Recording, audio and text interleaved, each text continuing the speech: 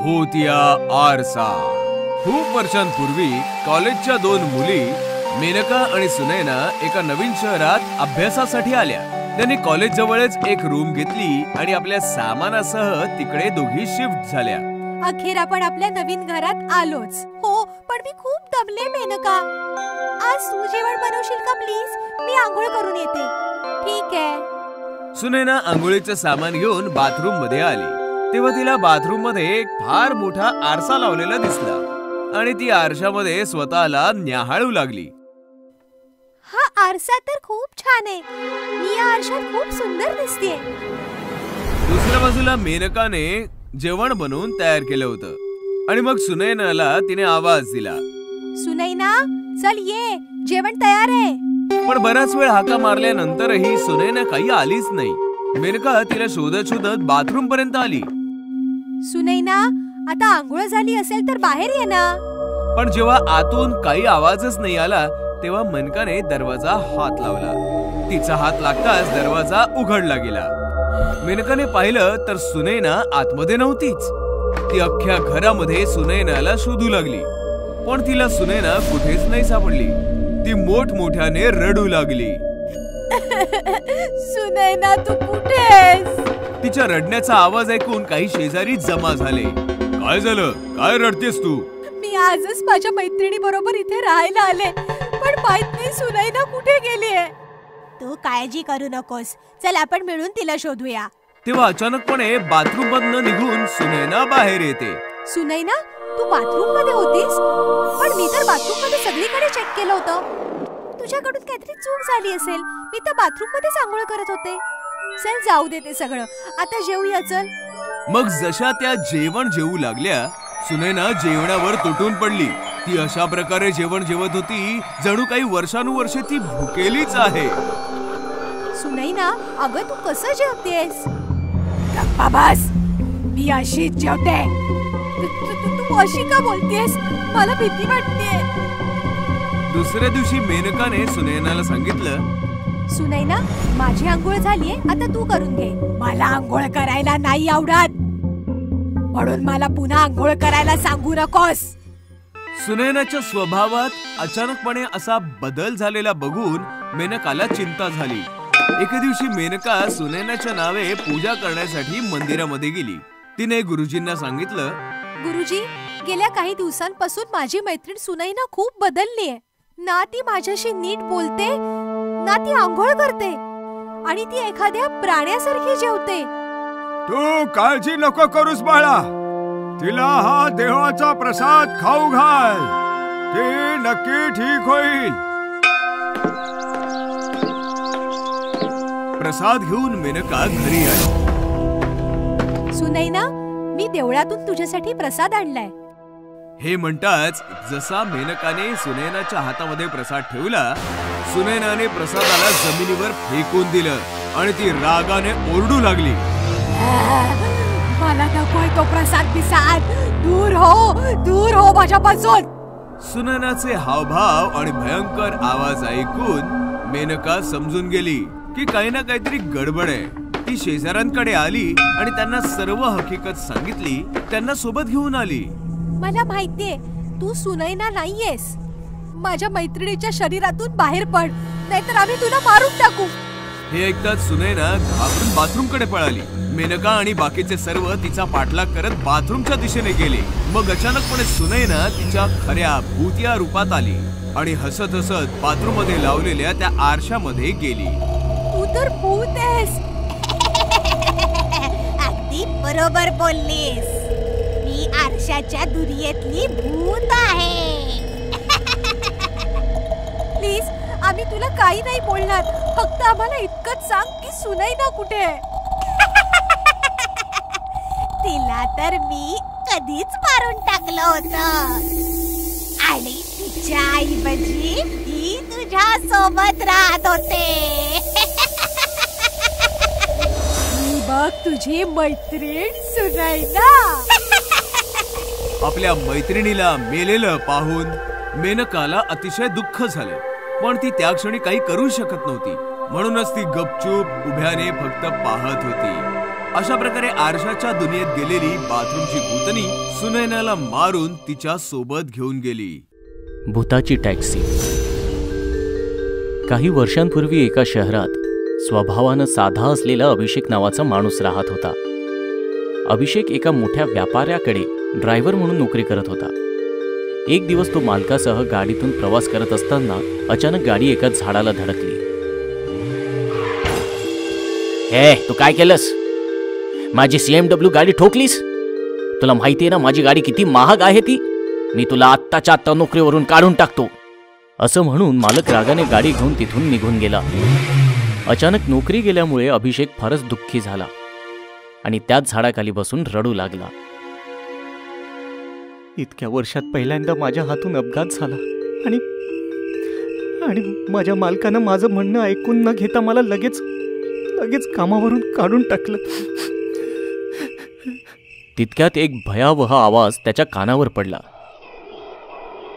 खाली माणूस वरती भूत, का ती रात्र, वा वा वा वा, खूपच छान. तो आवाज ऐकून अभिषेक घाबरला. कोण आहे तिकडे? कोणाचा आवाज आहे हा? समोर या. मी आहे काळ्या रात्रीचं काळ सावट. तुम्हाला बोलवलंस? मी आहे भूत. हे बघ मी आलो.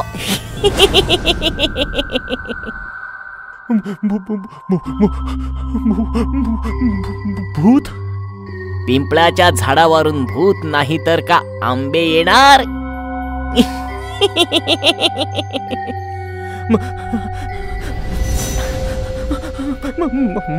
मला जाऊ द्या, मला जाऊ द्या. मला माहित नव्हतं हे पिंपळाचं झाड आहे. माहित असतं तर मी ह्या झाडाखाली कधीच बसलो नसतो. हा माणूस मला खूप भोळा वाटतोय. याचा फायदा घेतला पाहिजे. पिंपळाच्या झाडाचं कर्ज फेड. मरून जा किंवा मदत कर.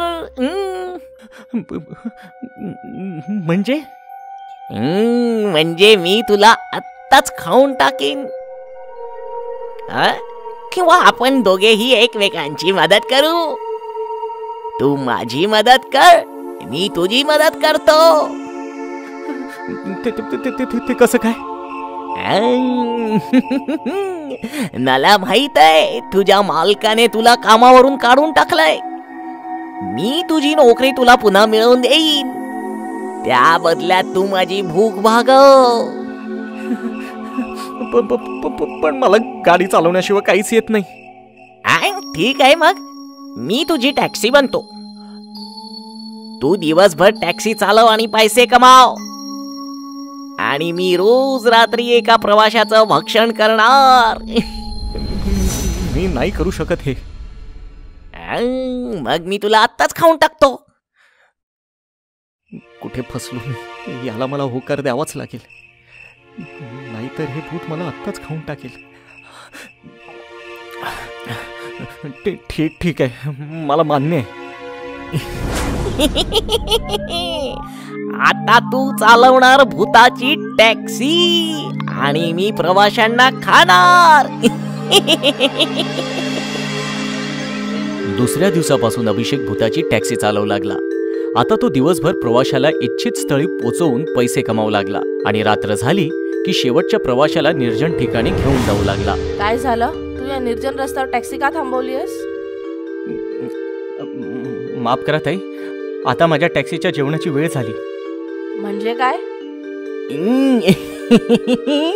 म्हणजे मी आता तुला खाणार. टॅक्सीचं रूप धारण केलेलं भूत आता आपल्या मूळ स्वरूपात आलं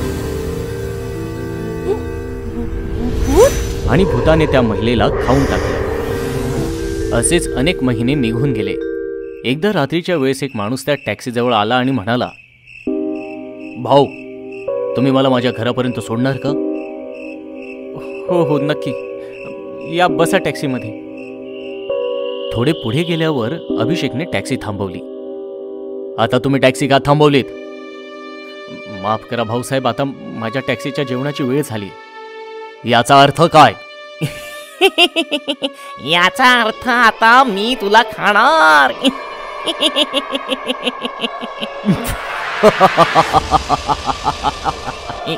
तू का हसतोयस? कारण तू माझे काम अधिक सोपे केलेस. काही दिवसांपूर्वी मला भूताच्या टॅक्सीविषयी माहिती मिळाली होती. तेव्हापासून मी तुझा शोध घेत होतो. पण मी एक भूत आहे, मी तुला खाणार आहे. आणि मी भूत हंटर आहे, मी तुला मारून टाकणार. भूत हंटर ऐकल्यावर ते भूत घाबरलं. भूत हंटर, प्लीज मला जाऊ द्या. मी इथून पुढे कुठल्याही मनुष्याला नाही खाणार. मात्र भूत हंटरने त्याचं काहीच ऐकलं नाही आणि त्याने भूतावर एक शक्तिशाली मंत्र फेकलं. भूताची टॅक्सी, भूताची टॅक्सी, प्रवाशांना खाऊन टाकणारी भूताची टॅक्सी, भूताची टॅक्सी, अदृश्य हो भूताची टॅक्सी, अदृश्य हो भूताची टॅक्सी. भूत हंटरच्या मंत्र जपामुळे भूताने घाबरून तिथून पळ काढला. आणि अचानक अभिषेक जोर जोरात रडू लागला.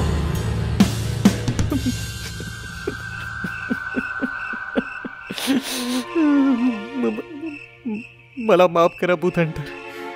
त्या भूताने मला धमकावलं होतं की मी जर त्याचं ऐकलं नाही तर तो मला खाणार होता. मला माहित आहे ही भूतं खूपच चतुर असतात, म्हणून मी तुला काही नाही म्हणणार. तू जाऊ शकतोस. अशा तऱ्हेने भूत हंटरने भूताच्या टॅक्सीचे रहस्य नष्ट केले आणि अभिषेकला सुद्धा त्या भूताच्या जाळ्यातून मुक्त केलं. भूतिया पंक्चरवाला. मुंबई पुणे हायवे अंधारामध्ये गडला होता. थंडीमुळे हायवे सुनसान होता आणि सुनसान हायवेवर एक कार जोराने पास होत होती. गप्पा टप्पा करत करत राघव आणि श्वेता रस्ता कापत होते की अचानक कारचा बॅलन्स बिघडला आणि कार रस्त्याच्या कडेला उतरली. राघव सांभाळून. राघवने जोरात ब्रेक लावला. दोघे कारच्या बाहेर आले तर कारचा टायर पंक्चर होता. शिट यार, स्टेपनी पण नाहीये, आता काय करायचं? थंडीमुळे टायरचं टेम्परेचर बिघडलं आणि तो फुटला. म्हटलं होतं मी हळू चालव म्हणून. राघवने समोर पाहिलं तर एक पंक्चरचं दुकान समोर दिसत होतं. थँक गॉड, झाला जुगाड. हॅलो, कोणी आहे का? दुकानातनं एक माणूस बाहेर आला ज्याने थंडीच्या कारणामुळे अख्ख्या शरीरभर शॉलने झाकून घेतलं होतं. कारचा टायर पंक्चर झालाय, बनवू शकता का हो? थांबा, अवजारं घेऊन येतो. पंक्चरवाल्याचा आवाज जरा भारी भारीच होता. तो सामान घेऊन आला. कारचा टायर उघडून त्याने कारला जॅक लावला आणि पंक्चर बनवू लागला. श्वेता, थंडी वाढते, तू कार मध्ये बस, मी जरा हलका होऊन येतो. हा. श्वेता कार मध्ये बसली आणि राघव हलका व्हायला निघून गेला. राघव परत आला तर त्याने पाहिलं की आग जळत आहे आणि पंक्चरवाला त्याचं काम शांततेने करत आहे. आग बघताच राघव शेकोटी पाशी बसला. श्वेता पण गाडीतनं उतरून शेकोटी पाशी आली. कार मध्ये थंडी वाजते का? अचानकपणे श्वेताचं लक्ष शेकोटीवर गेलं तर ती चमकलीच. राघव, याने तर आपल्या कारची ट्यूब जाळली. मग हा पंक्चर कसला बनवतोय? अरे हो भाऊ, आमची ट्यूब का बरं जाळली? त्यांनी पंक्चरवाल्याकडे पाहिलं तर त्यांचे डोळे विस्फारलेच राहिले. पंक्चरवाला एक भयानक भूत बनला होता ज्याचं पूर्ण शरीर जळलेलं होतं. ट्यूब जाळली कारण की मी पण जळलो होतो. बघायचंय तुम्हाला कसं? भूत श्वेता आणि राघवच्या जवळ आलं तर दोघांचे श्वास रोखले. भूताने जळती ट्यूब उचलली आणि दोघांच्या गळ्यामध्ये घातली. त्यामुळे दोघे जळताना तडफडून मेले. या घटनेचे शिकार फक्त राघव आणि श्वेता नव्हते. जी कोणती कार हायवेने जायची नक्कीच पंक्चर व्हायची आणि पंक्चरवाला भूत पंक्चर बनवण्याच्या बहाण्याने जळती ट्यूब गळ्यामध्ये टाकून लोकांना मारून टाकायचा. पुण्याचे कमिशनर मौर्य आपल्या कार जवळ उभे राहून फोनवर बोलत होते. हॅलो, ऐका मुंबई कमिशनर, मी मौर्य बोलतोय. ड्रग्ज माफिया टोंडरा मुंबईमध्ये लपलाय. तुमचे काही पोलीसवाले त्याला साथ देत आहेत. तो पुण्यातनं पळालाय. तुम्ही त्याला आणि काही करप्ट ऑफिसरना पकडा. मी लिस्ट पाठवतो आणि मुंबईकडे निघतो. सर मी पण येतो. एकट्याने जाण्यामध्ये धोका आहे. मी सांगितलं ना, माझ्या सोबत कोणी येणार नाही. मौर्य कार मध्ये बसून निघून गेले. मौर्याची कार वेगाने हायवे कापत होती. अचानक जोरदार ब्रेक लावून थांबली. मौर्याने बाहेर येऊन पाहिलं तर शेट यार, हिला पण आताच पंक्चर व्हायचं होतं. तेव्हा अचानक मागणं आवाज आला. काळजी करू नका साहेब, पंक्चरवाला अवजारांसकट हजर आहे. मौर्याने पाहिलं तर मागे पंक्चरवाला उभा होता. जरा लवकर करा भाऊ, क्रिमिनलला पकडायला जायचंय. पंक्चरवाल्याने टायर उघडून जॅक लावला. मी कार मध्ये बसतो, तू पंक्चर बनव जरा लवकर. मौर्य कार मध्ये बसले. पंक्चरवाल्याने एक ट्यूब काढून आग लावली त्याला आणि कारकडे बघत बघत हसता हसता तो भूत बनला. ट्यूब तयार होताच तो कारच्या जवळ गेला आणि म्हणाला, सर बाहेर या, टायर लावायचा आहे. तेव्हा अचानकपणे मौर्यांना कॉल आला. हॅलो, काय म्हणताय? ड्रग्ज माफिया टोंडरा पकडला गेला आणि त्याच्यासोबतचे पोलीस ऑफिसर देखील पकडले गेले. वेल डन. हो मी पोहोचतोच आहे. मौर्य कार मधनं उतरून बाहेर आले तर पंक्चरवाला गायब होता आणि कारची ट्यूब जळत होती. मौर्य समजला की काहीतरी गडबड आहे. त्याने पिस्तूल काढली आणि पटकन मागे वळला तर त्याच्या मागे पंक्चरवालं भूत हसत उभं होतं.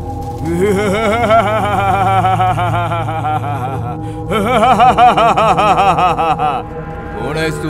घाबरू नका साहेब, मी तुम्हाला काही त्रास नाही देणार. माझा बदला पूर्ण झालाय. कसला बदला? टोंडरा आणि करप्ट ऑफिसर पकडले गेले ना.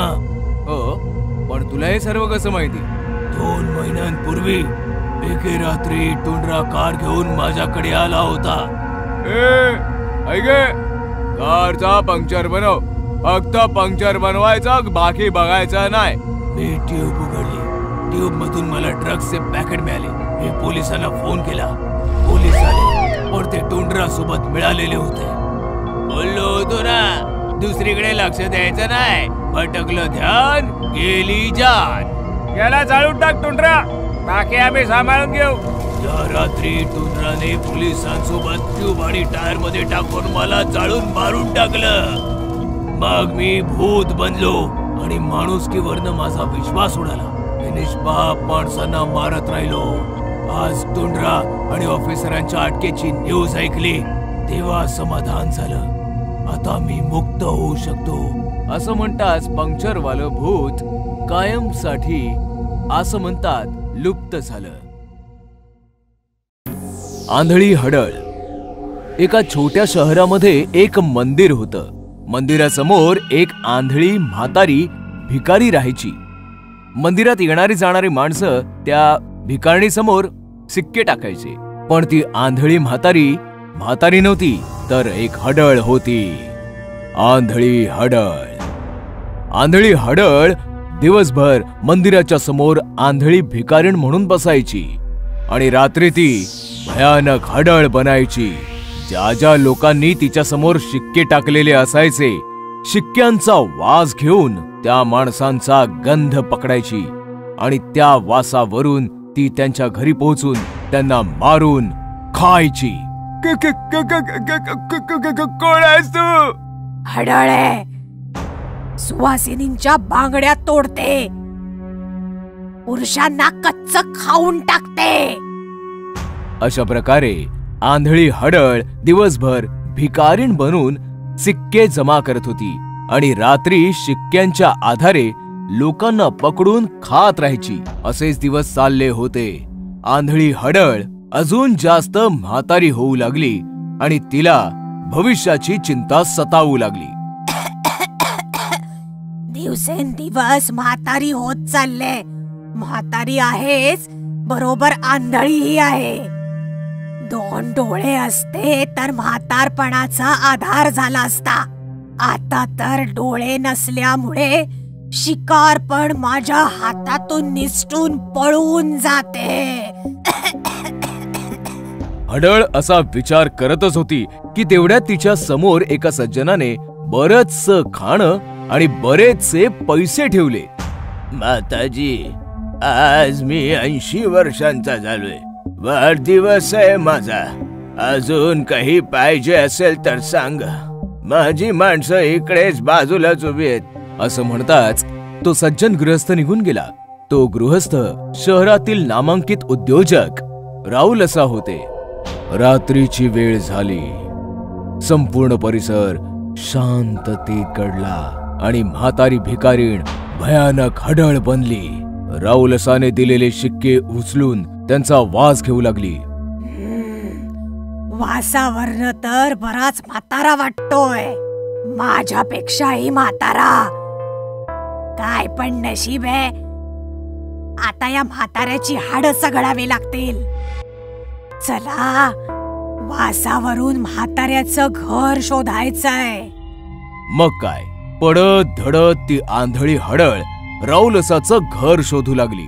तिला काहीही दिसत नव्हतं. फक्त राहुल असाच्या वासाच्या दिशेने ती पुढे चालली होती. एका गटाराचं झाकण उघडं होतं. हडळ गटारामध्ये पडली. मेले मेले, सत्यानाश हो या शहराचा. हडळ बऱ्याच प्रयासाने बाहेर आली आणि चालत चालत राहुल असाच्या घरी पोहोचली. वासावरनं तर वाटतंय हेच घर आहे. आणि हे काय, हा दुसरा वास कसलाय? हडळ कानात प्राण आणून गोष्टी ऐकू लागली तर राहुल असा डॉक्टरांसोबत बोलत होते. डॉक्टर साहेब, 80 वर्षांचा झालोय मी. आता माझा काय भरोसा? माझी इच्छा आहे मेल्यानंतर माझे डोळे दान करावेत. ग्रेट, मी आताच सगळ्या फॉर्मॅलिटीज पूर्ण करतो. हडळीने दोघांच्याही गोष्टी ऐकल्या आणि हडळ खुश झाली. अरे वा, याचा तर मी विचारच नव्हता केला. कोणी हे पुण्याचं काम करू शकतं. मला पण नवीन डोळे मिळू शकतील. मला डोळ्यांची खूप गरज आहे. मी या म्हाताऱ्याला नाही मारणार. मी या म्हाताऱ्याचे डोळे मला लावून घेईन. फक्त हा म्हातारा लवकर मेला पाहिजे. जसं हडळ म्हणाली तसंच घडलं. 2 दिवसांच्या आतच राहुल असा वारले. डॉक्टर आले आणि त्यांनी त्यांचे दोन्ही डोळे काढून घेऊन गेले. जशी ही गोष्ट त्या हडळीला कळली, हडळ हॉस्पिटलला पोहोचली. हडळीला पाहताच डॉक्टर थरथर कापू लागला. भूत! घाबरू नकोस, मी आंधळी आहे. तुला पाहिजे काय? डोळे. राहुल असाचे तुझे घेऊन आलायस, ते डोळे तू मला लाव. माफ कर, पण हे नाही होऊ शकत. ते डोळे एका छोट्याशा लहान बाळासाठी आहेत. हे ऐकताच हडळीला राग आला आणि तिने डॉक्टरचा गळा आवळला. असं आहे काय?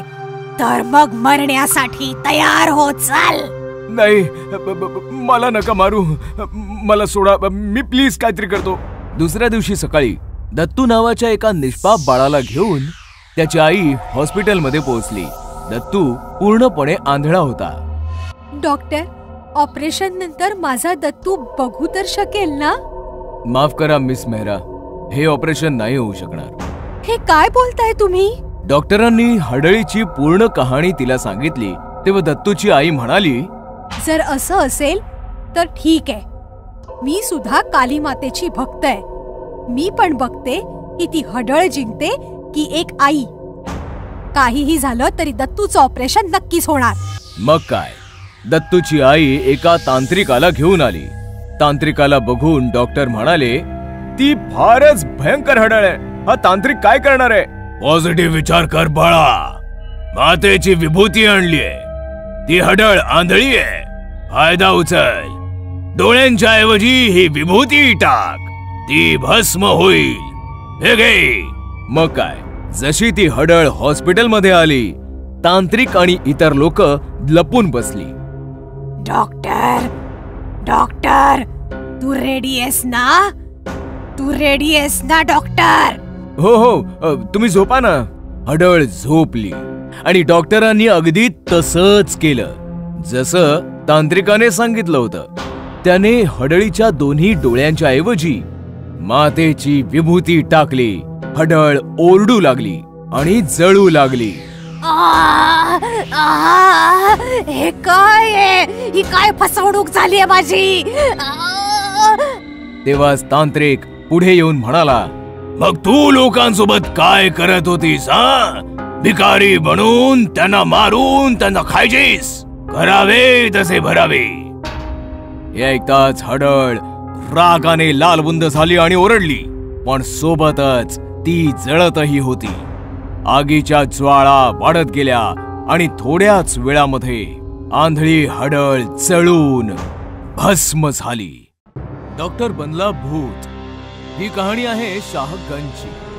शाहगंजमध्ये संजीवनी नावाचं एक हॉस्पिटल होतं, जिथे शिरीष कुमार नावाचे फार प्रसिद्ध डॉक्टर होते.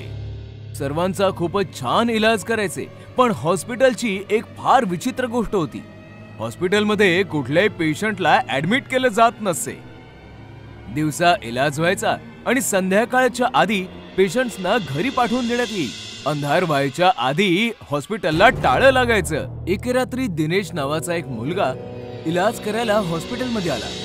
रात्री इकडे इलाज होत नाही, माहित नाही का? नाही, पोटदुखीचा इलाज करायला आलोय. खूप दुरून आलोय मी, म्हणून प्रवासात पूर्ण दिवस निघून गेला. प्लीज मला आतमध्ये जाऊ द्या. डॉक्टर साहेब घरी गेलेत. हॉस्पिटलला टाळं लागलंय, दिसत नाही काय? उद्या सकाळी ये. चल इकडून. वॉचमॅनने दिनेशला पळवला आणि दिनेश अडचणीत सापडला. फार अपेक्षा घेऊन आलो होतो. पोटदुखीचा इलाज झाला असता तर रात्री सुखाने झोपलो असतो. पण आता या अनोळखी शहरामध्ये पोटदुखी घेऊन कुठे भटकू? तेव्हा दिनेशचं लक्ष पार्किंग मध्ये उभ्या एका कारवर गेलं. असं वाटतंय ही डॉक्टर साहेबांची गाडी आहे. म्हणजे डॉक्टर साहेब आतमध्येच आहेत. मी डॉक्टर साहेबांकडे जातो, मग ते माझा नक्कीच इलाज करतील. दिनेशने पार्किंगची भिंत ओलांडली आणि हॉस्पिटलमध्ये आला. हॉस्पिटल एकदम सुनसान होतं. सगळे बेड्स एकदम रिकामे होते. ना कुठली नर्स होती, ना ही कोणी वॉर्ड बॉय. कमाल आहे, एकही पेशंट, एकही नर्स नाही. आता डॉक्टर साहेबांची केबिन शोधायला हवी. दिनेशला केबिन मिळाली. दरवाजा ढकलून तो आतमध्ये गेला.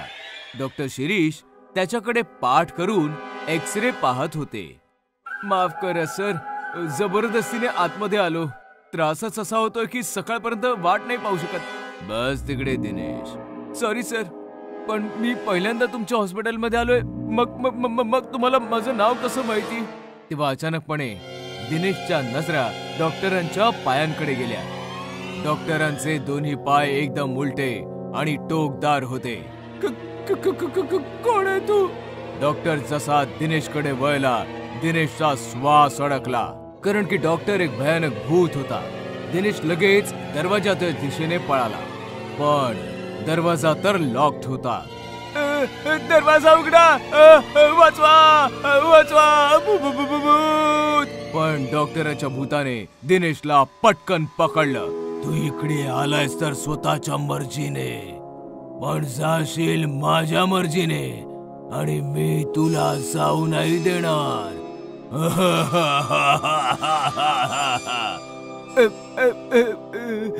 सॉरी सर, मी कोणाला काही नाही सांगणार. मी सरळ माझ्या गावी निघून जाईन. प्लीज सर, मला सोडा सर. पण भूताने काही ऐकलं नाही. त्याने दिनेशचं पोट जोरात दाबलं. दिनेश जनावरांसारखा ओरडू लागला. भूताने त्याची पकड अजून मजबूत केली आणि दिनेश ओरडत ओरडत मेला. हॉस्पिटलमध्ये अशा घटना आठवड्यातनं 1-2दा नक्कीच व्हायच्या. वॉचमॅनला धोका देऊन कोणी ना कोणी रात्री केबिन मध्ये इलाज करायला यायचं आणि भूतिया डॉक्टरची शिकार व्हायचं. आणि मग सकाळ व्हायच्या आधीच वॉचमन येऊन प्रेताला जागी ठेवायचं. सकाळी सगळं काही नॉर्मल व्हायचं. Doctor Shirish Kumar normal doctor सारखे पेशंट्सची इलाज करायचे. पण रात्रीचा अंधार होताच भयानक भूत व्हायचे. अखेर काय रहस्य होतं भूतिया डॉक्टरचं, याची 10 वर्षापूर्वीची एक कहाणी आहे. 10 वर्षांपूर्वी एके रात्री पाशा नावाचा किलर पोलिसांच्या गोळ्यांनी घायाळ होऊन संजीवनी हॉस्पिटलमध्ये आला. ए डॉक्टर, चल गोळ्या काढ. ही तर पोलीस केसची गोष्ट आहे. चल गोळ्या काढ नाहीतर गोळ्या घालीन तुझ्या डोक्यात. बंदुकीच्या धाकाने पाशाने त्याचा इलाज केला आणि इलाज होताच डॉक्टरवर त्याची बंदूक साधली. अरे मी तर इलाज केला ना. हो, इलाज केलास आणि त्याच्या सोबतच पोलिसांना पण इन्फॉर्म केलास. धोकेबाज. पाशाने बंदुकीने डॉक्टरचा जीव घेतला आणि मग तिथून पळून गेला. तेव्हापासनं डॉक्टर भूत बनलाय. दिवसा रोग्यांचा उपचार करतो आणि रात्री हैवान. एके रात्रीची गोष्ट आहे. वॉचमन गेटवर नव्हता. गेट ओपन होता. तेव्हा एक पोलीस ऑफिसर त्याच्या बायको सोबत आला. ट्रान्सफरच्या बरोबरच तुझे आजार पण ट्रान्सफर होतात. चल आता आतमध्ये जा, मी कॉल संपवून येतो. बायको आतमध्ये गेली आणि ऑफिसर मोबाईलवर बोलू लागला. बोलता बोलता त्याचं लक्ष हॉस्पिटलच्या बोर्डकडे गेलं. संजीवनी हॉस्पिटल. शिट. ऑफिसर पळत पळत केबिन मध्ये आला आणि त्याने पाहिलं डॉक्टरच्या भूताने त्याच्या बायकोचा गळा आवळला होता.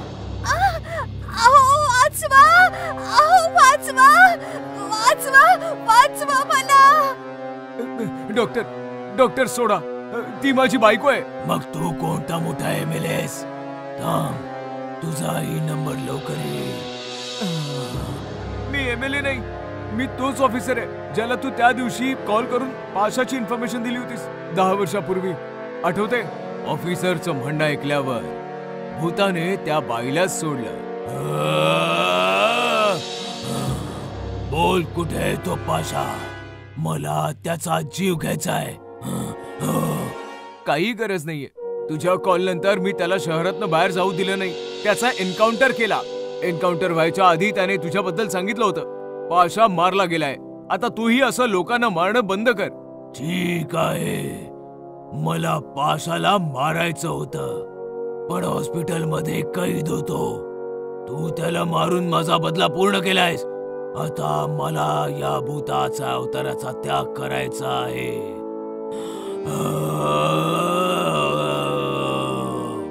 असं म्हणताच डॉक्टरचं भूत जोर जोरात हसू लागलं आणि हसत हसत आसमंतात मुक्त झालं. बायको बनली चेटकीण. बऱ्याच वर्षांपूर्वी कोणत्या तरी एका शहरात अनिल आणि संजना नामक पती पत्नी राहत होते. एके दिवशी त्यांच्या शेजारी रुही आणि विवेक नावाचे जोडपं राहायला आलं आणि पहिल्याच दिवशी त्यांचं संजना आणि अनिल सोबत भांडण झालं. काय तुला गाडी उभी करता येत नाही रे? काय माहित लोक गाडी विकतच कशाला घेतात. अशा प्रकारे रोज काही ना काही कारणांवरनं त्यांचं रुही आणि विवेक सोबत भांडण व्हायचं. या सगळ्याला त्रासून एक दिवशी अनिलने संजनाला म्हटलं, मी विचार करतोय आपण ही जागा सोडून दुसऱ्या ठिकाणी जाऊया राहायला. पण भांडण तर ते आपल्याशी उकरून काढतात. तुम्ही काळजी करू नका, मी उद्या रुहीशी नक्की याविषयी बोलेन. रुही, आम्ही कायम तुझ्याशी इतक्या प्रेमाने बोलतो, पण तू आमच्याशी सतत भांडत का असतेस? तुला काय म्हणायचंय? तुमच्याशी आम्ही उगाचच भांडत असतो काय? आमच्याकडे दुसरी कामं नाहीयेत का भांडण्याशिवाय? सांग बरं. अशा प्रकारे अजून एकदा त्या दोघींचं भांडण होतं. थोड्या वेळाने रोही तिकडनं निघाली आणि संजना दुखी मनाने तिकडेच बेंचवर बसली. तिकडेच एक म्हातारी आली तिच्याजवळ. पोरी, जी बाई तुझ्याशी भांडत होती ना, खरं तर ती एक चेटकीण आहे. काय? हो, शहराच्या बाहेर जंगलात एक गुहा आहे. तिथे एक खूप चांगली चेटकीण राहते. तू तिच्याकडे जा, ती तुला मदत नक्की करेल. संजना जंगलामध्ये चेटकिणीपाशी आली. तिने चेटकिणीला सगळी कहाणी सांगितली आणि म्हणाली, अगं पण मी तर खूप म्हातारी आहे. मी तुझ्या बरोबर नाही येऊ शकत. तू एक काम कर, तू मला तुझ्या शरीरात येऊ दे. तुझ्या शरीरात आले की मी तुझ्या शेजारच्या चेटकिणीला मारून टाकेन आणि मग तू मला पुन्हा इथेच आणून सोड. संजनाला चेटकिणीची ही आयडिया खूपच आवडली आणि ती लगेच तयार देखील झाली. ठीक आहे, आता तू माझ्या सोबत म्हण, माझं शरीर तुझं शरीर, माझं शरीर तुझं शरीर, एक व्हावं आपलं शरीर, एक व्हावं आपलं शरीर. संजनाचे हे शब्द उच्चारताच ती चेटकीण तिच्या अंगात शिरली आणि मग संजना चेटकिणीला घेऊन तिच्या घरी आली. चेटकीण ताई, ते बघा त्या रुही चेटकिणीचं घर. चला आपण तिच्या घरी जाऊया. तू तर खूपच भोळी आहेस.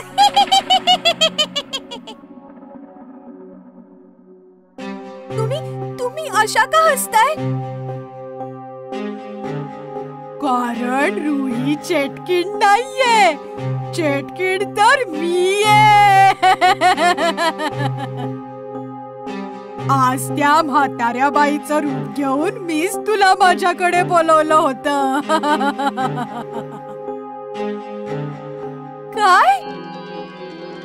काय आहे ना, माझं शरीर खूप म्हातारं झालं होतं. म्हणूनच तुझ्या शरीरात येण्यासाठी मी हा सगळा खेळ रचला. आता मी तुझं शरीर सोडून कुठेही नाही जाणार. अशा प्रकारे चेटकिणीने जाळं विणून संजनाच्या शरीरावर कब्जा केला. त्याच रात्री जेव्हा अनिलने दुसऱ्या ठिकाणी शिफ्ट व्हायची गोष्ट काढली तेव्हा चेटकीण मूळ रूपात आली आणि म्हणाली, कोण संजना? मी तर चेटकीण आहे. आता तुझ्या पत्नीच्या शरीरावर माझा ताबा आहे.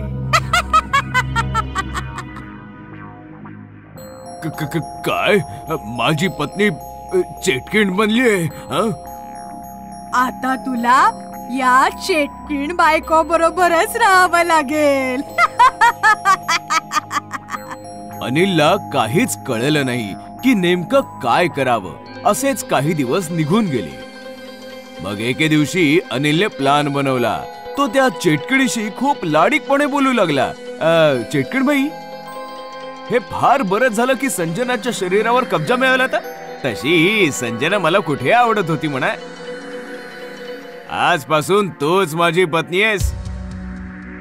काय? मी तुझी चेटकीण बायको आहे?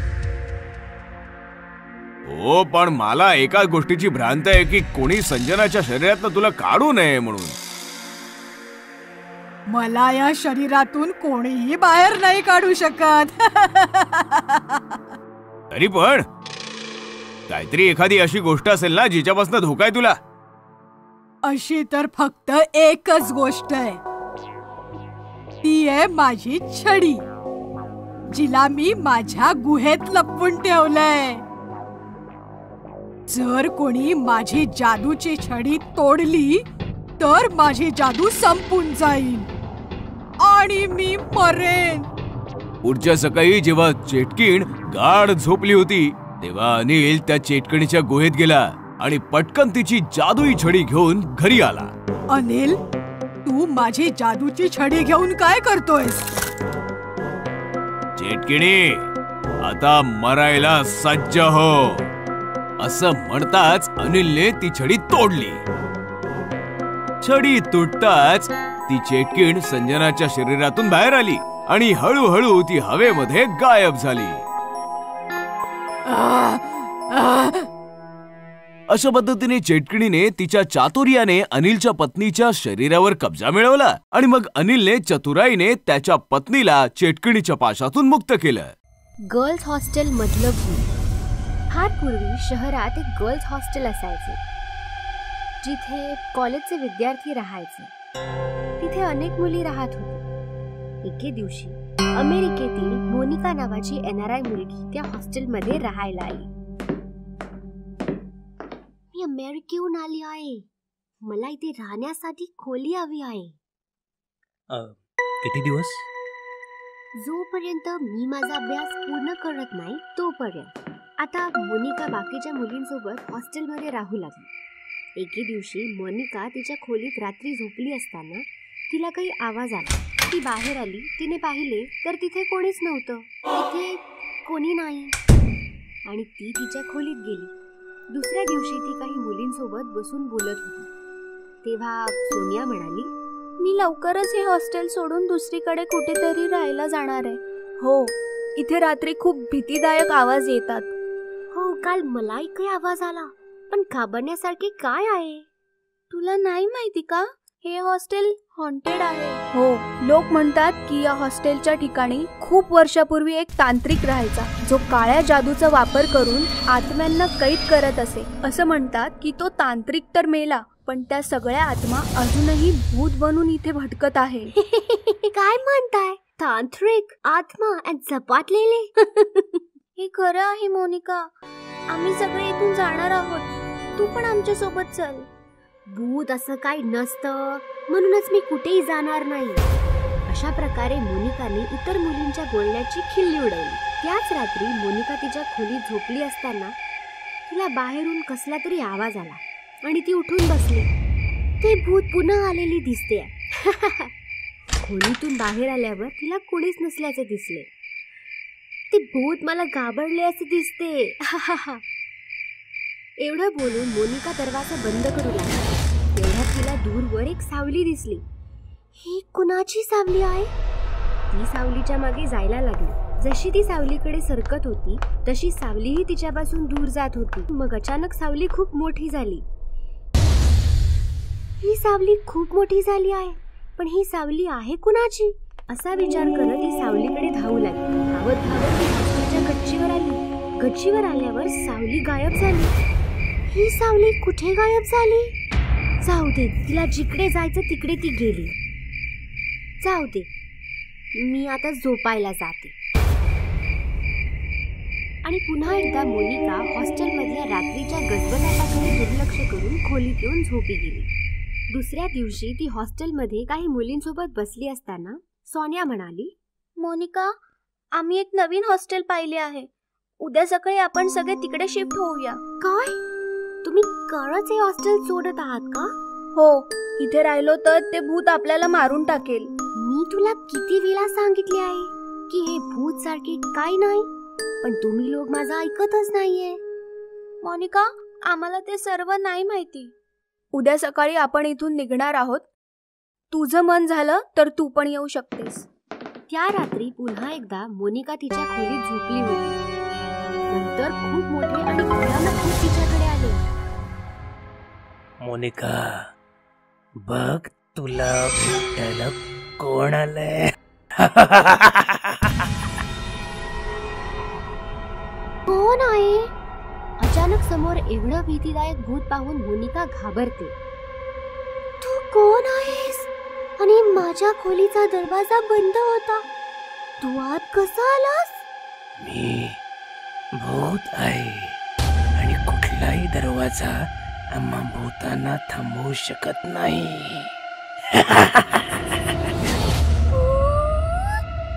2 दिवसांपासून मी तुला हे पटवून देत आहे की तुम्हा माणसांप्रमाणे आम्ही भूत पण खरेच असतो, पण तू आमची थट्टा करतेस. म्हणून मी ठरवलं की आज तुला भूतांना भेटवतो. प्लीज प्लीज मला काही नका करू. प्लीज प्लीज मला जाऊ द्या. Please let me go please. भूताने मोनिकाचा हात पकडला आणि तो तिला घेऊन गायब झाला. भूत मोनिकाला जमिनीच्या खाली असलेल्या एका गुहेत घेऊन गेला. माझ्या घरी स्वागत आहे. मला सांग, तुला काय हवंय? वाघाचं रक्त की माणसाची खोपडी? नो, मला काहीच नको आहे. प्लीज मला जाऊ द्या. Please let me go please. मराठीत बोल. डोनाल्ड ट्रम्पची भाजी. माझ्याकडून खूप मोठी चूक झाली आहे. मी मानते की भूत असतात. असं कसं? मोठ्याने बोला.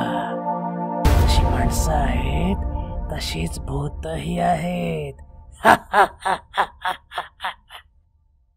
जशी माणसं आहेत तशीच भूतही आहेत. असेच भूत मोनिकाला घाबरवत राहिला. काही वेळाने मोनिका भीतीने बेशुद्ध पडली. मी हिला धडा शिकवला असं दिसतंय. त्यानंतर सकाळी मोनिकाला जाग येतात ती तिच्या खोलीत असल्याचे तिला दिसले. भूत भूत, या हॉस्टेलमध्ये भूत आहे, मला इथे राहायचं नाही. ती हॉस्टेलच्या खोलीतून बाहेर आली. तिथे सोनिया, राणी आणि बाकीच्या मुली आहेत. सोनिया, मला आपण घेऊन जा, या हॉस्टेलमध्ये खरंच भूत आहे. पण तुझं सामान? मला काही नको आहे, फक्त मला इथून बाहेर काढा. त्यामुळे हॉस्टेल हॉन्टेड असल्याची मोनिकाची खात्री पटली आणि ती तिचं सामान तिथेच सोडून पळून गेली. बोरवेल वालं भूत. गोष्ट आहे पुण्याची. रश्मी आणि निखिल पती पत्नी होते. सॉफ्टवेअर कंपनीमध्ये काम करत होते आणि शहराच्या बाहेर भाड्याच्या जागेत राहायचे. तासन तास प्रवास आणि त्यात फ्लॅटचं भाडं. यापेक्षा तर आपण पुण्यातच एखादा नवीन फ्लॅट घेऊया, आपलं सेव्हिंगही बऱ्यापैकी आहे.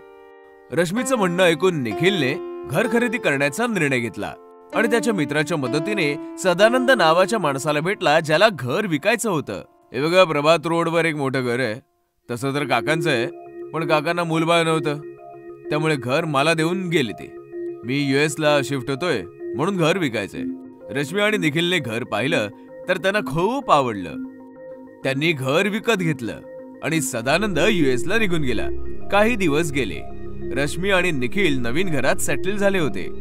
त्यांचं डेली रुटीन पण खूप चांगलं चाललं होतं. एके दिवशी रश्मी आणि निखिल झोपले होते की अचानक एका आवाजाने रश्मी जागी झाली. आवाज फार भयानक होता. सदानंद, मी तुला सोडणार नाही. आवाजाने विचलित होऊन रश्मी बेडमधनं उठली आणि चालत चालत एका रूमच्या समोर येऊन थांबली. रूमचं टाळं आपोआप तुटलं. दरवाजा पण आपोआपच उघडला आणि रश्मी रूम मध्ये आली. रूमच्या मधोमध एक फार मोठी बोरवेल होती ज्यातून फार विचित्र आवाज येत होते. अचानकपणे रश्मीच्या पाठीवर कोणीतरी हात ठेवला. रश्मीने मागे वळून पाहिलं तर मागे निखिल उभा होता. रश्मी, अगं इकडे काय करतेस? निखिलचं लक्ष बोरवेलकडे जाताच तो चकित झाला. सदानंदने आपल्याला सांगितलं का नाही की या रूम मध्ये बोरवेल आहे? आपण ही रूम कधी व्यवस्थित नाही पाहिली. रश्मी नॉर्मल होऊन बोलू लागली. बोरवेल आहे तर चांगलंच आहे ना, पाण्याचा त्रास तर नाही होणार आता. दुसऱ्या दिवशी रश्मी निखिल बरोबर जॉबवर तर गेली, पण तिचं वागणं बोलणंच बदललं होतं. लंच ब्रेक मध्ये कोणालाही न सांगता ती गुपचूप घरी आली आणि बोरवेल समोर येऊन उभी राहिली. मला बाहेर काढा. रश्मीने बोरवेलचा स्विच ऑन केला आणि गार्डन मध्ये येऊन झाडांना बोरवेलचं पाणी देऊ लागली. पाण्यामुळे अख्ख्या कॉलनीमध्ये दुर्गंधी पसरली. लोक नाक तोंड बंद करून घराच्या बाहेर पडली आणि दुर्गंध वाढला. लोकांनी नोटीस केलं की रश्मी दुर्गंधीयुक्त पाण्याने गार्डनला भिजवते. लोक ओरडत रश्मीच्या दिशेने आली. अगं, हे सडका पाणी आहे, थांब थांब. लोकांचं म्हणणं ऐकताच जोर जोराने रश्मी हसू लागली आणि पाण्याच्या धारेने तिने लोकांना भिजवायला सुरुवात केली. दुर्गंधीयुक्त पाणी शरीरावर पडताच लोक पळाली. संध्याकाळ होताच निखिल घरी आला तेव्हा त्याने पाहिलं गार्डन मधील सगळी झाडं वेली सुकली होती. निखिलला राग आला आणि तो आतमध्ये किचन मध्ये आला तर रश्मी जेवण बनवत होती. काय गरज होती कॉलनीतल्या लोकांसोबत मूर्खपणा करायची? वेडी म्हणतायत तुला. काय गरज काय होती बोरवेल सुरू करायची? जेवण तयार आहे, हात पाय धुवून घे. रश्मीचा आवाज विचित्र होता, जणू कोणी पुरुष बोलतो आहे. काय झालं रश्मी? दुपारी ऑफिस मधनं पटकन आलीस? माझी तब्येत ठीक नव्हती. काय झालंय तुझ्या तब्येतीला? का असं बिहेव करतेस तू? मध्यरात्र झाली होती. निखिल झोपला होता. अचानक एका भयानक आवाजाने त्याची झोप मोड झाली. सदानंद, मी आलो आहे. निखिल घाबरला. त्याने पाहिलं तर बिछाण्यावर रश्मी नव्हती. अचानकपणे त्याची नजर सीलिंग वर गेली तेव्हा त्याचे डोळे विस्फारले गेले. रश्मी वर लटकलेली भयानक भूत बनली होती. जोर जोरात ओरडत होती.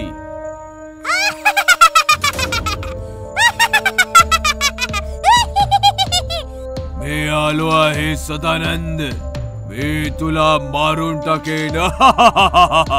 असं म्हणताच रश्मी निखिलच्या छाताडावर बसली आणि तिने निखिलवर हल्ला केला. रश्मी, सोड ग. काय झालंय काय तुला? रश्मी निखिलवर वारंवार वार करत होती. निखिलने रश्मीला फेकलं आणि पळत पळत बोरवेलच्या रूम मध्ये येऊन लपला. निखिलने मोबाईल काढून सदानंदला फोन केला. सदानंद, अरे काय केलंस तू?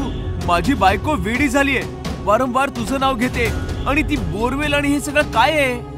सदानंद हसता हसता म्हणाला, माफ कर मित्रा, झालंय असं की मी काकांची सगळी प्रॉपर्टी हडपलीये आणि त्यांना मारून बोरवेल मध्ये गाडलंय. काकांचं भूत सतावत होतं म्हणून मी घर विकून US मध्ये शिफ्ट झालोय. आता माझं कोणी काही बिघडवू शकत नाही, ना इंडियन पोलीस ना इंडियन काकांचं भूत, असं म्हणून सदानंदने फोन कट केला. पण सत्य ऐकताच निखिलची अवस्था बिकट झाली होती. म्हणजे काकांचं भूत रश्मीमध्ये आलंय आणि सदानंद समजून मला मारताय. तेवढ्यात दरवाजा तोडून रश्मी आत आली आणि ओरडू लागली, माझं घर, माझी इस्टेट हडपून, मला बोरवेल मध्ये पुरून तू इथे लपून बसलाय सदानंद. मी तुला नाही सोडणार.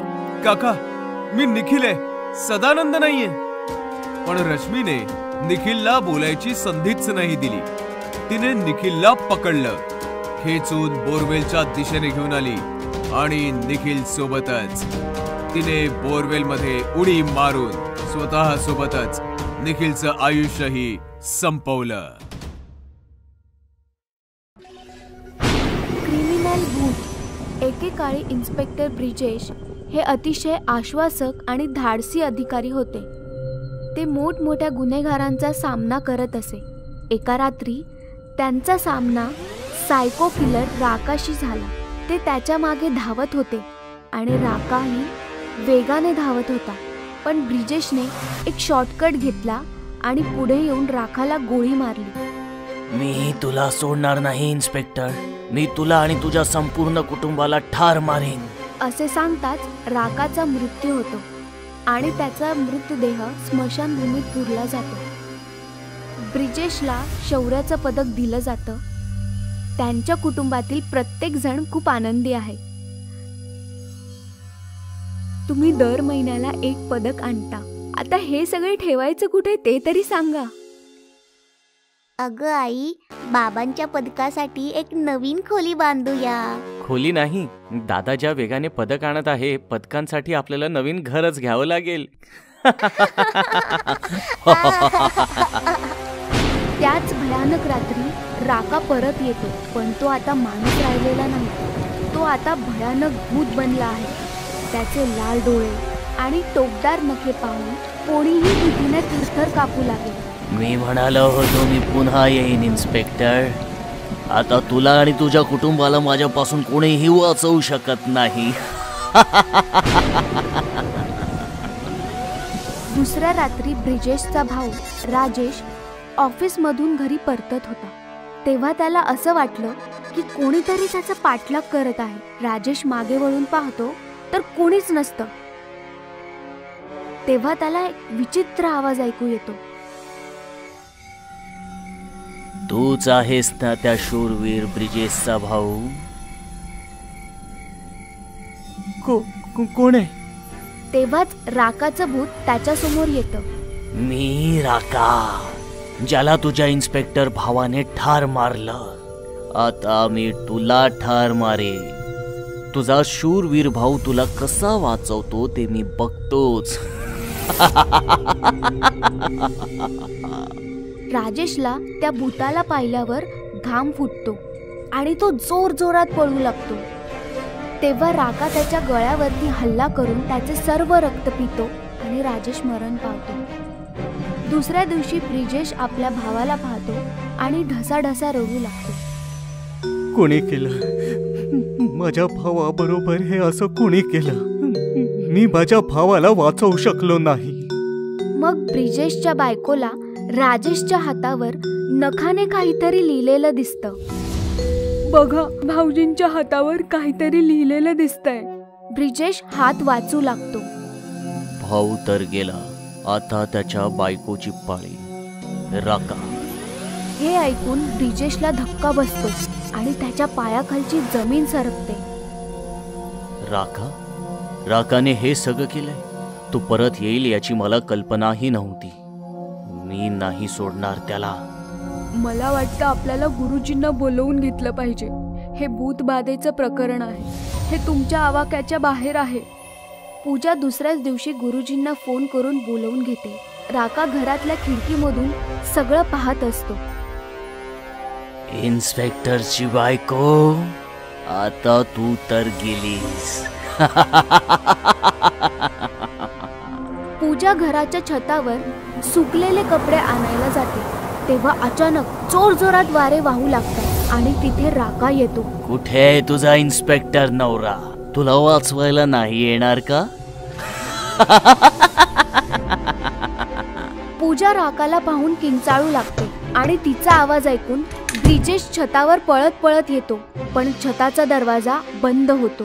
राका, तुझी दुश्मनी माझ्याशी आहे. हवं तर मला मार, पण माझ्या परिवाराला सोडून दे. येईल, तुझा देखील नंबर येईल, पण तुझ्या सुंदर बायकोला अजून थोडं सुंदर बनवू दे. पूजा घाबरून पळू लागते की तेव्हाच राका आपल्या नखांनी तिच्या चेहऱ्यावर हमला करतो. पूजाला चेहऱ्यावर झालेल्या जखमांमुळे ती जमिनीवर कोसळते आणि तडपून तडपून मरून जाते. अजून माझा बदला पूर्ण झालेला नाही. मी परत येईन इन्स्पेक्टर. दरवाजा उघडताच ब्रिजेश पूजाकडे येतो आणि रडू लागतो. तेव्हा तिथे गुरुजी येतात. ब्रिजेशचा मुलगा सुधीर राकाच्या भूताबद्दल गुरुजींना सगळं सांगू लागतो. ती एक दुष्ट आत्मा आहे. त्या आत्मेवर अंतिम संस्कार न झाल्यामुळे तिला मुक्ती पण नाही मिळाली. आपल्याला लवकरच तिच्या नावाची पूजा केली पाहिजे, जेणेकरून तिला लवकरात लवकर मुक्ती मिळेल. जे करायचे ते लवकरात लवकर करा गुरुजी. मी माझ्या बायकोला आणि भावाला तर गमावलंय. आता मी माझ्या मुलाला नाही गमावू शकत. गुरुजी मंत्र वाचू लागतात आणि त्या क्षणी राका तिथे येते. नाही, तुमची इतकी हिम्मत की तुम्ही लोक मला मुक्ती द्याल. मी तुम्हा तिघांना नाही सोडणार. राका सुधीर जवळ जातो आणि त्याचा गळा आवळतो. सुधीरचा जीव गुदमरू लागतो. तेव्हा गुरुजींनी दिलेलं गंगाजळ ब्रिजेश राकावर शिंपडतो आणि राकाचं मेलेलं शरीर जळू लागतं. हे काय केलंस तू? तेव्हा गुरुजी आपल्या पूजेचा शेवटचा मंत्र वाचतात आणि राकाची आत्मा हवेमध्ये विलीन होऊन जाते. माझा बदला अजून पूर्ण झाला नाही. आणि अशा प्रकारे राकाच्या आत्म्याला मुक्ती मिळते आणि ब्रिजेश आपल्या मुलाचा जीव वाचवतो. कलियुगी रावण. भगवान श्री रामांची प्रत्येक जण पूजा करतो. ते सर्वांचे भगवंत आहेत. पण रघुनंदन सोसायटीमध्ये असाही एक कोणी होता जो रामाला नाही रावणाला पूजत होता. दिल्लीमध्ये रघुनंदन सोसायटी फारच फेमस होती, कारण की या सोसायटीतील सर्व सदस्य फारच सच्चे आणि धार्मिक वृत्तीचे होते. पूजा पाठ आणि कीर्तन प्रवचन हे सगळं दिवस रात्र चालायचे. सोसायटीतील सर्व सदस्य एकमेकांची खूप काळजी घ्यायचे आणि एकमेकांवर खूप विश्वास असायचा. आपल्या घराची चावी आपल्या शेजाऱ्यांकडे सोपून जाणं फारच विचित्र गोष्ट आहे शहरात, पण रघुनंदन सोसायटीमध्ये ही फारच कॉमन गोष्ट होती. इथे दिवसभर लोकांच्या घराचे दरवाजे उघडे असायचे, कारण की प्रत्येक जण एकमेकांचं स्वागत आणि मदत करायला सदैव तत्पर असायचा. पण ते म्हणतात ना, जळत्या दिव्याच्या खाली काळ्या कुट्ट अंधाराची गूढ सावली लपलेली असते. सोसायटीमध्ये एक घर असंही होतं ज्याचा दरवाजा कायमचा बंद असायचा, कारण की त्या घरामध्ये दशानन नावाचा कोणीतरी व्यक्ती नवा राहायला आला होता. नवरात्रीचा 8वा दिवस होता. सोसायटी मधली जानकी सजून धजून गरबा खेळायला जात होती. अचानक एक विचित्र आवाज ऐकून जानकी थांबली. आवाज बंद दरवाजाच्या आतून येत होता, म्हणजेच दशाननच्या घरातून येत होता. रावणाचारित्र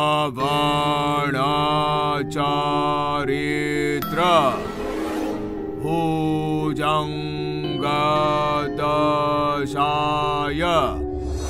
मृत्युमाग्राय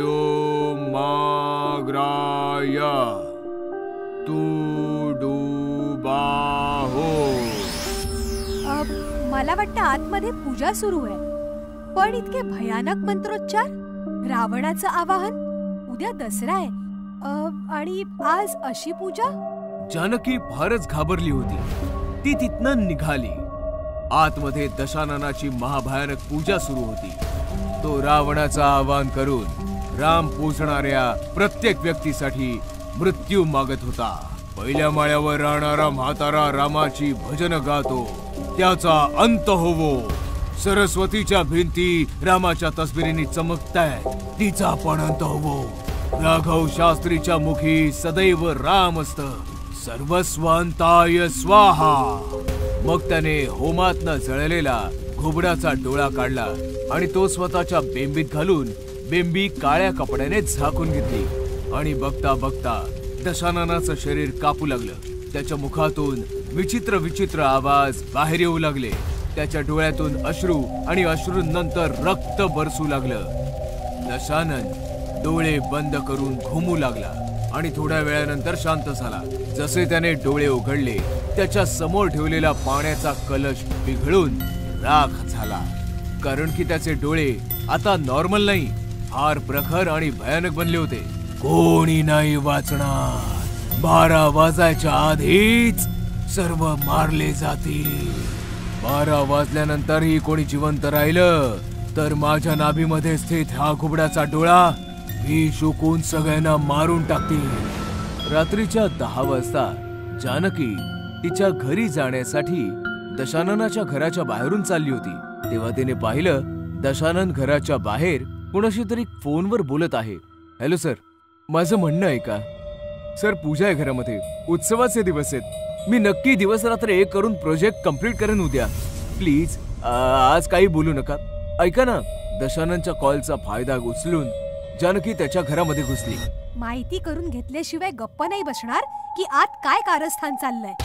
जशी ती आतमध्ये एका रूम मध्ये पोहोचली, आतलं दृश्य बघून तिचा थरकाप उडाला. आतमध्ये एक भयंकर होम पेटला होता आणि भयंकर विचित्र गोष्टी त्या होमाच्या आसपास ठेवल्या होती.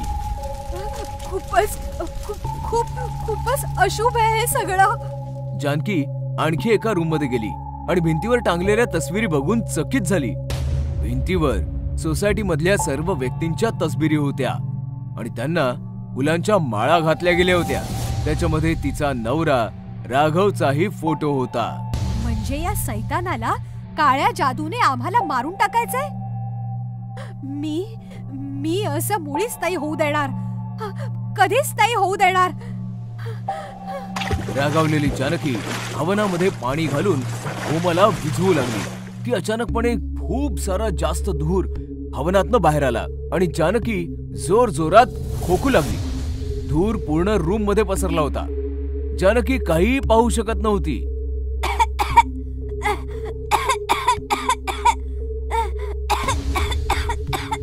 थोड्या वेळानंतर धूर कमी झाला आणि तिने समोर पाहिलं तर तिचा राग भीतीमध्ये परिवर्तित झाला. कारण की तिच्या समोर दशानन फार भयानक परिस्थितीमध्ये हसत होता. जानकी घरी नाही पोहोचली म्हणून तिचा चिंतातूर पती राघव सरस्वतीच्या घरी जाऊन विचारपूस करू लागला. जानकी 10 वाजताच निघाली भाऊ. आता 11 वाजले आहेत. कुठे गेली असेल? काय माहित. हा, आठवलं. एक गोष्ट होती जी जानकीने सांगितली होती. कदाचित जानकी तिथेच गेली असेल. सरस्वतीने राघवला सगळं काही सांगितलं आणि राघव पळत पळत दशाननच्या घरासमोर उभा राहिला. आतून तेलाच्या जळण्याचा वास येतोय, म्हणजे आतमध्ये पूजा चालू असणार. तेव्हा राघवला जानकीच्या ओरडण्याचा आवाज आला आणि राघव घाबरला. सरस्वती सोसायटीतील सर्व सदस्यांना घेऊन राघवच्या जवळ आली. तू बरोबर बोलत होतीस, जानकी आतमध्येच आहे, काय करायचं? तेव्हा एक म्हातारा माणूस ओरडत म्हणाला, अरे रामच वली, रामच शक्तिशाली, मग या दुष्टाला काय घाबरायचं? आणि मग अचानक जानकी ओरडली, गिरधारी काका, गिरधारी काका, तुमचा आवाज ऐकून हा कमजोर पडतोय. मी ठीक आहे, हा खूप भयानक आहे, सगळ्यांना मारून टाकायचा कट रचतोय. तुम्ही माझी चिंता सोडा आणि भजन गा. हा काही नाही करू शकणार. गिरधारी अंकल, तुम्ही भजन गा. हे ऐकताच दशाननने जानकीला एक जोरदार कानाखाली मारली आणि जानकी बेशुद्ध होऊन खाली पडली. कोणी नाही वाचणार, फक्त अर्धा तास बाकी आहे. मी तुम्हा सर्वांना मारून टाकेन. दशानन होम करायला बसला. इथे म्हाताऱ्या गिरधारीने श्रीरामांची भजनं गायली आणि बाकी सदस्यांनी त्यांची साथ दिली. भजनामुळे आतमध्ये दशानन विचलित होऊ लागला आणि त्याचा होम पण विझू लागला. सर्वजण जोरजोरात भजन गात होते आणि दशानन होम करण्याचा प्रयत्न करत होता. भजन ऐकून तो स्वतःचे मंत्र विसरत होता.